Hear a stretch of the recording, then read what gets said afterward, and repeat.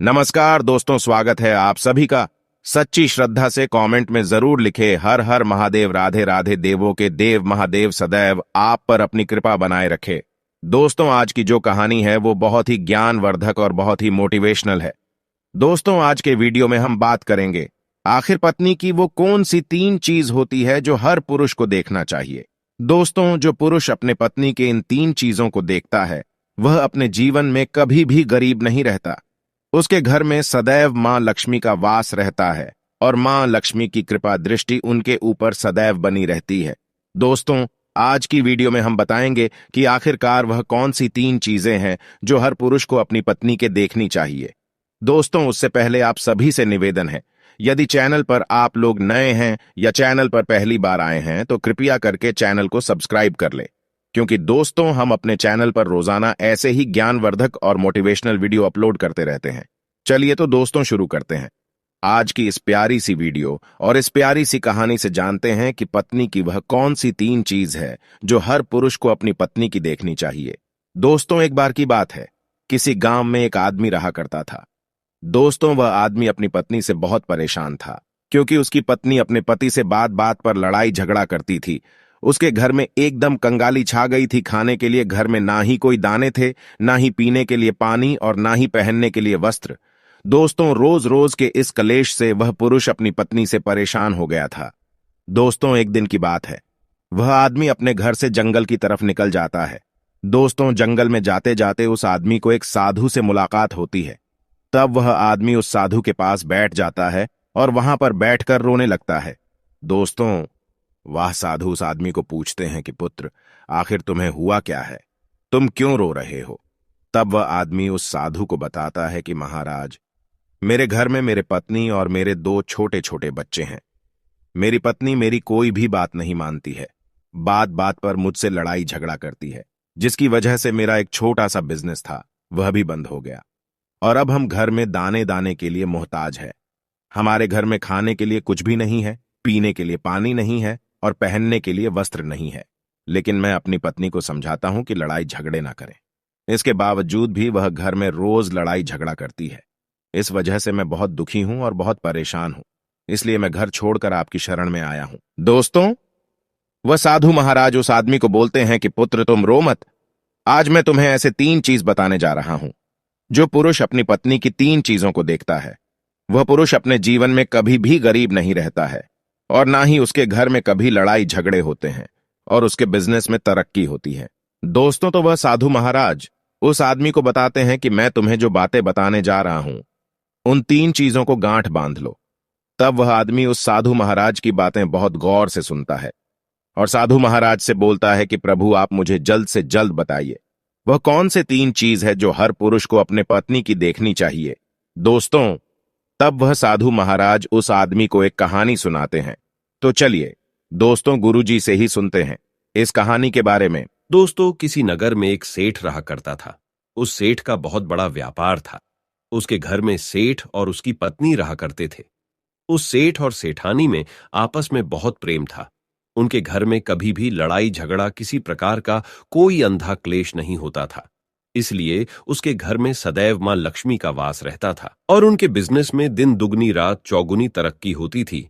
उन सेठ सेठानी में इतना प्रेम था कि आसपास के लोग उनके इस प्रेम को देखकर जल जाया करते थे। दोस्तों, सेठ और सेठानी के इस प्रेम की मिसाल हर गांव वाले देते थे। ऐसे कर करके उस सेठ और सेठानी की बात उस गांव की राजा तक भी पहुंच जाती है। दोस्तों, जब सेठ सेठानी की बात उस राजा के पास पहुंचती है तो वह राजा भी उनके प्रेम की मिसाल की तारीफ करते हैं और कहते हैं, हमारे गांव में एक पुरुष और स्त्री ऐसे भी है जिनके घर में कभी भी लड़ाई झगड़ा नहीं होते हैं। उन दोनों में आपस में इतना प्रेम है कि जितना मैं आज तक अपने जिंदगी में कभी भी नहीं देखा। दोस्तों, एक बार की बात है, वह राजा पूरे नगर में ढिंढोरा पिटवाते हैं और कहते, इस राज्य में जितने भी लोग हैं वो सभी लोग अपने अपने घर में दिया जलाकर रखेंगे।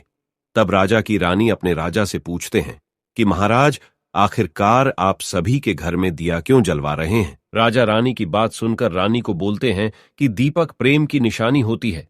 जिसके घर में दीपक जलता है उसके घर में सदैव ही प्रेम बना रहता है और मैं चाहता हूं कि जो प्रेम सेठ और सेठानी के बीच में है वही प्रेम हमारे इस नगर में, हमारे इस राज्य में हर पति और पत्नी के बीच में हो। इसलिए मैं हर घर में दीपक जलाना चाहता हूं। दोस्तों, राजा की सैनिक पूरे नगर में ढिंढोरा पीटते हैं और बोलते हैं सभी के घर में दीपक रात भर जलना चाहिए। दोस्तों, राजा की बात मानकर सभी नगरवासी अपने अपने घर में दिया जलाते हैं, लेकिन जैसे ही आधी रात होती है सभी के घर के दीपक बुझ जाते हैं। लेकिन उस सेठ और सेठानी के घर की दीपक कभी भी नहीं बुझती है, क्योंकि दोस्तों दीपक प्रेम की निशानी होती है, और जो सेठानी थी वह अपने घर की दीपक को सदैव जलाए रखती थी, जिससे सेठ और सेठानी का प्रेम बरकरार रहे। लेकिन दोस्तों, जो सेठानी थी वह अपनी मनमानी काम करती थी। उसका जो मन करता था वह वही काम करती थी। लेकिन सेठ को इस बात से कभी भी कोई दिक्कत नहीं होती थी, क्योंकि सेठ बहुत समझदार था। वह सोचता था कि यदि मैं अपनी पत्नी को रोक टोक करूंगा तो घर में बेवजह ही लड़ाई झगड़ा होंगे। दोस्तों, इसीलिए सेठ सेठानी की कई चीजों को और कई बातों को अनदेखा करता था। वह सेठ इसलिए अनदेखा करता था ताकि पति पत्नी में वह प्रेम और व्यवहार बना रहे। एक दिन की बात है दोस्तों, राजा और रानी अपने छत के ऊपर खड़े होकर अपने नगर का नजारा देख रहे थे, और वह राजा और रानी देखते हैं कि उनके पूरे राज्य में अंधेरा था, लेकिन सिर्फ एक सेठ और सेठानी का ही गांव का घर था जहां दीपक जल रहा था। दोस्तों, तब राजा रानी से बोलता है कि देखो सेठ और सेठानी में कितना प्रेम है। सभी के घरों का दीपक बुझ गया है, लेकिन सेठ और सेठानी के घर का दीपक अभी भी जल रहा है। इसका मतलब यह है कि इस सेठ और सेठानी में बहुत ही ज्यादा प्रेम है। तब रानी अपनी राजा से बोलती है कि महाराज, सेठ और सेठानी में जो भी प्रेम है वो इसलिए है क्योंकि सेठानी समझदार है, इसलिए सेठ के घर में प्रेम है। दोस्तों, जब राजा रानी की बात सुनता है तब राजा बोलता है कि नहीं महारानी, यहां पर सेठ ज्यादा समझदार है, इसलिए उनके घर में कभी भी लड़ाई झगड़ा नहीं होती है। दोस्तों, रानी बोलती है कि सेठानी समझदार है। राजा बोलते हैं कि नहीं, सेठ समझदार है। दोस्तों, सेठ और सेठानी की बात को लेकर राजा और रानी में बहस होने लगा। तब राजा बोलता है कि देखो, हमें बहस करने की जरूरत नहीं है, क्यों ना हम दोनों उनका एक परीक्षा ले। परीक्षा में जो पास होगा वही समझदार होगा। राजा और रानी अपने बात से सहमत हो गए और उन दोनों की परीक्षा के लिए तैयार हो जाती है।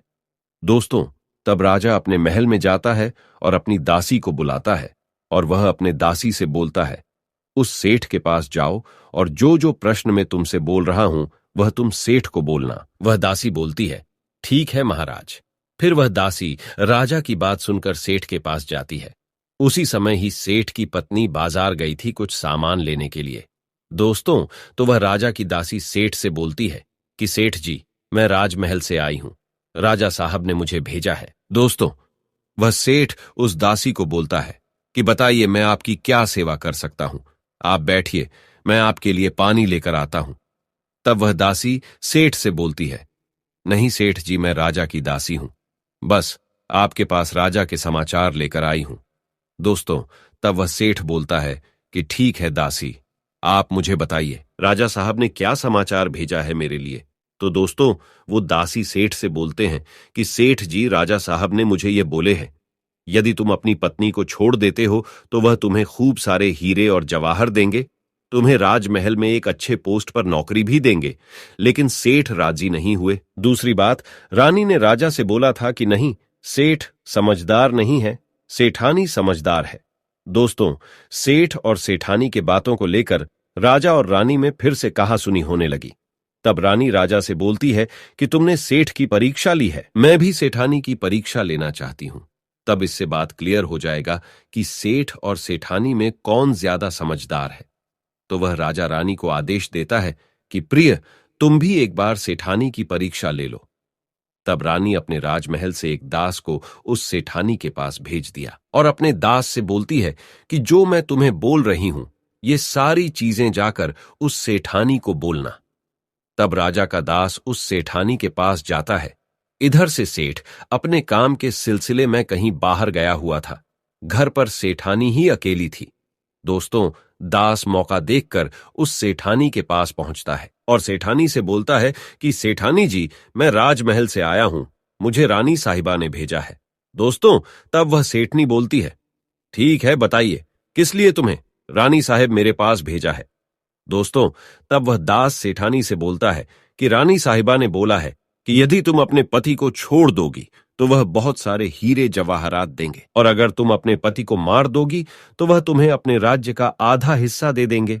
दोस्तों, दास की बात सुनकर सेठानी तैयार हो जाती है और कहती है, ठीक है, यदि रानी साहिबा अपने राज्य की आधा हिस्सा मुझे देंगी तो मैं अपने पति को मार दूंगी। दोस्तों, तब उस राजा का दास उस सेठानी से बोलता है कि मुझे कैसे पता चलेगा कि तुमने सेठ जी को मार दिया है।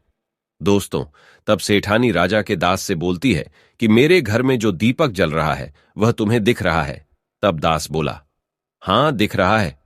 तब सेठानी उस राजा के दास से बोलती है कि जब मैं अपने पति को मार दूंगी तो मैं यह दिया बुझा दूंगी तो तुम्हें पता चल जाएगा कि मैं अपने पति को मार दिया है। अब वह दास सेठानी की बात सुनकर राजमहल को वापस लौट जाता है और राजा और रानी से ये सारी बात बताता है। सेठानी की बात सुनकर रानी बहुत अचंभित हो जाती है और रानी को स्त्री जाति से नफरत होने लगती है। दोस्तों, तब वह राजा अपने सारे दास दासियों के साथ सारे सैनिकों को बुलाता है और बोलता है, देखो, मैं यह नहीं चाहता हूं कि राजा और रानी के वजह से किसी निर्दोष की जान जाए। तुम ऐसा करो, उस सेठानी के घर जाओ और उस सेठ को सारी बातें बता दो और उस सेठ को बचा लो। दोस्तों, इधर दास और दासी सेठानी के घर पर जाते हैं और सोचते हैं कि सेठानी तो सेठ को रात में मारेगी और दिया भी बुझाएगी। इससे पहले ही हम सेठानी के घर में हमला बोल देते हैं। दोस्तों, इधर रात भी नहीं हुई थी, शाम का समय था, और जैसे ही राजा के सैनिक सेठानी के घर पर धावा बोलते हैं तो देखते हैं कि सेठ पहले से ही मरा हुआ है। दोस्तों, तब राजा और रानी के दास दासी उस सेठानी से बोलते हैं, सेठ जी तो मरा पड़ा है, लेकिन सेठ को तो तुम्हें रात में ही मारने के लिए बोला गया था। दोस्तों, तब वह सेठनी उस दास और दासी से बोलती है कि सेठ को तो मुझे मारना ही था, रात में तो मुझे दिया बुझाना था, इसलिए सेठ को तो मैंने दिन में ही जहर देकर मार दिया है। अब मेरा काम है सिर्फ दिया बुझने का। दोस्तों, वह सैनिक उल्टे पांव उस सेठ के घर से राजा के दरबार में भागें जाते हैं और राजा को सारी बातें बताते हैं। दोस्तों, राजा क्रोध से आग बबूला हो जाता है और उसको स्त्रियों से घृणा होने लगती है और वह अपने सैनिकों को भेजता है कि उस सेठानी को बंदी बनाकर लाए। तब राजा के सैनिक उस सेठानी को बंदी बनाकर राजा के राज दरबार में पेश करते हैं। दोस्तों, तब वह राजा उस सेठानी को कारावास में डलवा देता है और वह राजा समस्त स्त्री जाति से नफरत करने लगता है। दोस्तों, वह साधु इस कहानी को गांव के उस आदमी को सुनाता है। तब साधु उस आदमी से बोलता है, अब तुम्हें समझ में आ गया होगा कि स्त्री की वह कौन सी 3 चीजें हैं जो हर कोई पुरुष को देखना चाहिए। वह आदमी साधु से बोलता है कि महाराज, मुझे अभी भी समझ में नहीं आया, स्त्री की वह कौन सी 3 चीजें हैं जो हर पुरुष को देखना चाहिए। दोस्तों, तब वह साधु उस आदमी को बताते हैं कि हर पुरुष को अपने स्त्री के सबसे पहली चीज यह देखनी चाहिए कि वह कहां पर आ जा रही है। दोस्तों, जो पुरुष अपनी स्त्री की यह चीज देखता है कि पत्नी वहां पर आ रही है, वहां पर जा रही है, तो उसके घर में कभी लड़ाई झगड़ा नहीं होते हैं और वह अपनी पत्नी के ऊपर नियंत्रण कर पाता है। दूसरी चीज है, पुरुष को पत्नी के अंदर ये चीज देखनी चाहिए कि उसकी पत्नी के बोल चाल कैसी है, वह अपने पति की इज्जत कर रही है कि नहीं, अपनी पति की बात मान रही या फिर नहीं।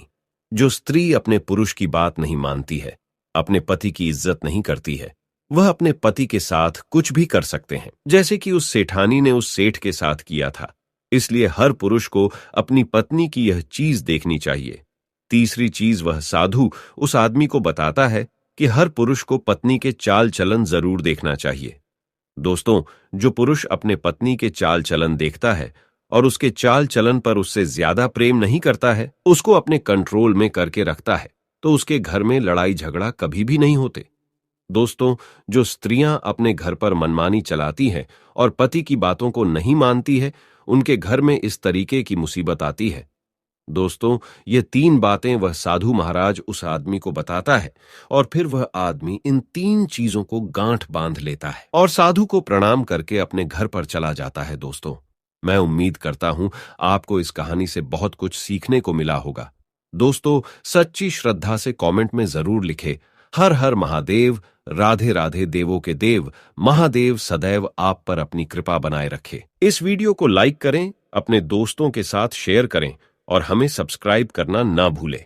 और हाँ, इस वीडियो से कोई भी सवाल है तो आप कमेंट बॉक्स में जरूर लिखें, और आपके पास कोई भी सवाल नहीं तो हर हर महादेव जरूर लिखें, क्योंकि आपके कमेंट से वीडियो बनाने का मोटिवेशन मिलता है।